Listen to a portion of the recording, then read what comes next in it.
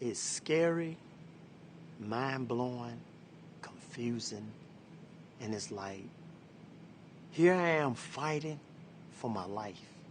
3 months ago, actually my last day of working here in the shipyard was March the 31st. I woke up April the 1st on a Wednesday morning telling my wife I felt tired. And she said, well, you've been working a lot of overtime. Maybe you need to get some rest. And I said, okay. So I stayed home, called in for vacation. And the next day, Thursday, April the 2nd, it was no better. I was already feeling achy. Throat was a little scratchy. And I, being the person that I am, I didn't want to cause anyone to get sick, so I stayed home. Then I said, well, I'm not going to go to work on Friday. I'll just go back on Monday. So little did I know, Saturday, my temperature went up. So my wife started giving me ibuprofen to make it come down or where it's manageable. Apparently that didn't help. So later on, it went up, spiked up to 103.2. So then she called the doctors on call for the weekend. And they said, well, keep giving him the ibuprofen. And if he get any worse, take him to the emergency room. So I made it through the weekend. And Monday morning, April the 6th, I had a doctor's appointment. So when I pulled up, I had to call them, and they said, well, you're in the lot? I said, yes. They said, do you have a mask? I said, I do. So they come out with their shield on, their mask on, they have on their gloves and a robe or a cape or whatever. And they said, well, roll your window down, open your door, and just turn around like you're going to get out, but don't get out. So they took a swab and they swabbed my throat. And they said, well, put the mask back on, go back home. Do not go back to work until you hear from us in 3 to 4 days. So I went back home. I'm kind of worried. So Friday, April the 10th, is when everything happened. I received a phone call from my doctor around 9:37. And she said, Mr. Farabee, how you feeling? I said, well, not that good. She said, well, you did test positive. You have COVID-19. And I said, wow. She said, just take it easy. Stay in quarantine for 14 days, you and your wife. And I said, okay. And she said, if anything you need, give me a call. Hung the phone up. I would say about 15 to 30 minutes later, all of a sudden, my wife was cooking breakfast. I couldn't smell the bacon.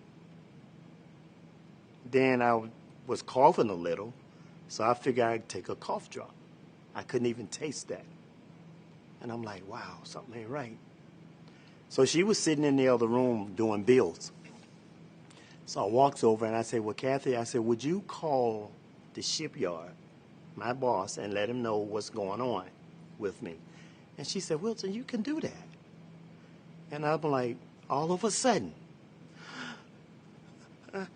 can you call my boss for me? Couldn't breathe. My taste, smell, and breathing. It was just like this. So I said, well, I'll do it later. So I walked across the room back to my bedroom, sat in my recliner, trying to get myself together. But it got worse. So finally she got up and she came over and she said, well, how you feeling? And I said, I can't breathe. Then I was in the floor. That made her nervous. She said, should I call 911 now? I said, no, I'm going to try to get myself together. And then it didn't get any better. So she said, I'm calling them. So she called 911. When the dispatcher got on the phone, she explained what was going on, that I had COVID-19. She said, okay. So they sent their ambulance or rescue squad to my house. And she said, what is he doing now? She said, well, he's on the floor and he has brown eyes, but I only see the white. She said, we're losing him. Tap him on his hand and talk to him. And she, matter of fact, put me on the speaker. I can talk to him. Mr. Fairby, she said. I wasn't responsive. And she said, Mr. Fairby, stay with us. I can hear the siren in the background. They're close. So finally they came. My wife opened the door and let them come in. I'm in the floor like, can't breathe. I'm frightened. So they tried to give me tubes to go up my nose, and they went up, came out this side, and they poured it out. Then they stuck it in again, and it came in my throat, and it was choking me. So they took it out again. My heart started beating crazy. And they said, well, we got to get him to the truck. So they took me down the steps. But once I got outside, they worked on me in the back of that ambulance for 30 minutes. Wow. First of all, they was trying to get blood. And they couldn't find the veins, because if you don't have oxygen to your blood, the veins will collapse. So they said, this is not good. I'm hearing this, and I'm like, none of this sounds good. So they tried both arms. They couldn't get no blood. They couldn't get me to breathe properly. And I said, well, you know what? I'm not going to make it. So I said, well, God, I know I'm saved. You did that 29 years ago. But if I've done anybody wrong, please forgive me. I don't want to die like this. But if I got to, I'm ready. Then the rescue worker said, well, we got one other place we could go. But we got to be extremely careful, because if we puncture it, he'll bleed out, and we won't get him to the hospital in time. It's a main artery in your neck that supplies our body. And he was just touching and feeling. He said, right there. And they pushed it in, and he hit it. He said, take him to the hospital now. So upon arriving to the hospital, Centera Careplex in Hampton, they took me in. They worked on me in ICU from 12:15 to around 3:35. So they all had to incubate me because I couldn't breathe, and they can't put that ventilator in you with you conscious. So I was there for 3 days with the ventilator. And the fourth day, they said, well, we're going to see if he can breathe on his own. And they took the ventilator out, and they had to put it back because I couldn't breathe. But the doctors told me, they said, Mr. Fairby, we've done all that we can do. The rest is up to God.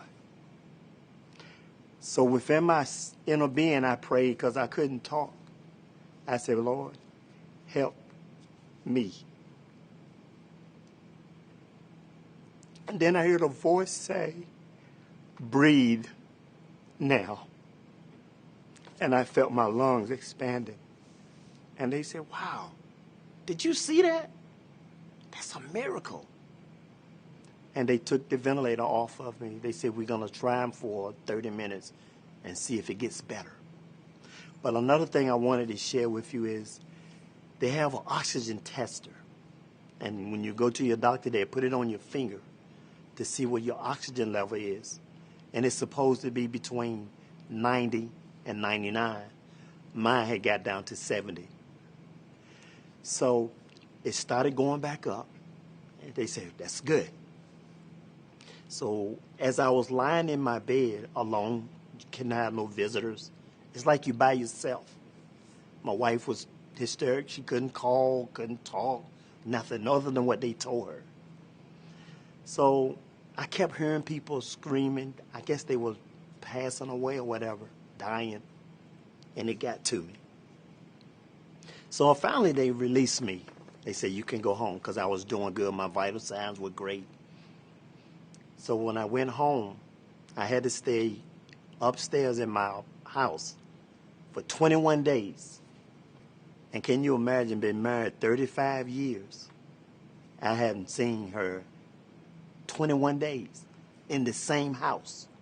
And I was going stir crazy in that room because I couldn't go out because of the droplets and everything and towels under the door so nothing can get out. It was mind wrecking. So they had a nurse come in and she took care of my breakfast, lunch, and dinner. Then a couple of days they said, well, we're going to see if you can walk down the hallway. And I did. But the whole thing I want people to realize about this COVID-19 is serious. And it can happen to anyone. The severeness of it